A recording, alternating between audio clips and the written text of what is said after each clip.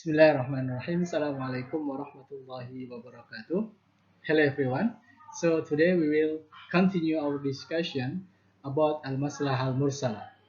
As we know that Islam always concerned about giving the maslahah or the benefit to the ummah, and Islam always rejecting the harm. Okay, the first is we need to know about the understanding about al-maslahah. Al-maslah in etymology, it means the benefits. And according to Al-Imam Al-Ghazali, al-maslah is taking advantage and rejecting a badness in order to maintain the objective of Sharia.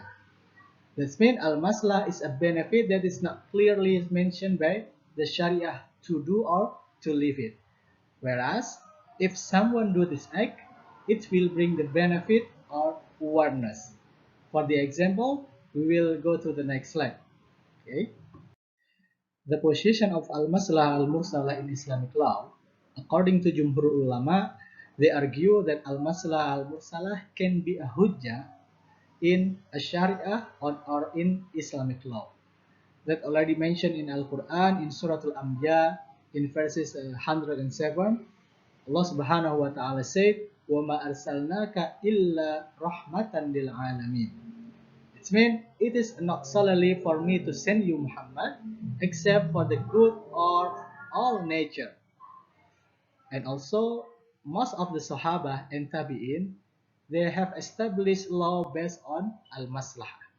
For example, when Abu Bakr radhiyallahu anhu tried to fight against the refusal of zakat, and also in the era of Umar bin Khattab radhiyallahu anhu also, he tried or he take the opinion to write the Al-Quran into a mushaf.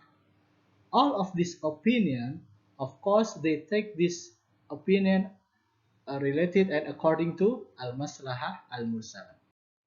But if we see the scholar opinion about al-maslahah, there are some scholars they argue about al-maslahah al-mursalah, but the other they are not acceptable that al-maslahah al-mursalah can be al-hujjah in Islamic law.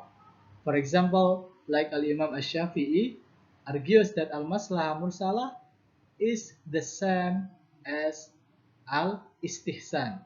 It means Imam Ash-Shafi'i refused that al-maslahah al-mursalah can be a hujjah.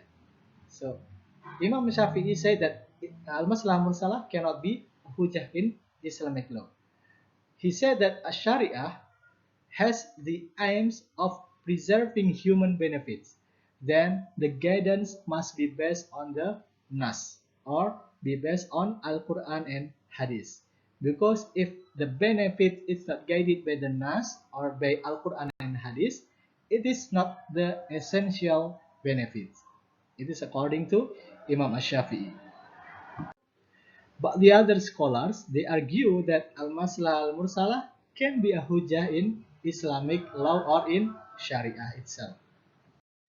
The types of al-maslahah al-mursalah, based on its contents, is divided into two types. The first is a general maslahah, or it means the public benefit that concerns the interest of many people. For example, like when Abu Bakr radhiyallahu anhu tried to fight against the rejecter or refusal of zakah, and also in the era of Umar bin Khattab, tried to writing Al-Quran into a mushaf. It is become a general maslahah. So the second is a special maslahah, or the personal benefit very often occurs in our life. For example, when we are do a buy or purchase or selling using a down payment. So this is become a special al-maslahah or the personal benefit when we are try to do the muamalah, doing the down payment. The second is the type of al-maslahah. Based on its existence, al-maslahah al-mursalah divided into two types. The first is al-maslahah al-mu'tabarah. It means the benefit which is supported by Sharia.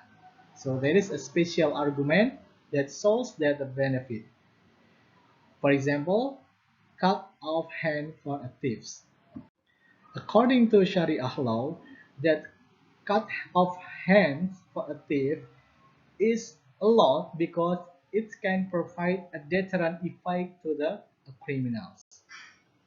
So the second, al-maslah al-mulgha, it means the benefit rejected by Sharia because it is contrary to the provision of Sharia Islamiyah.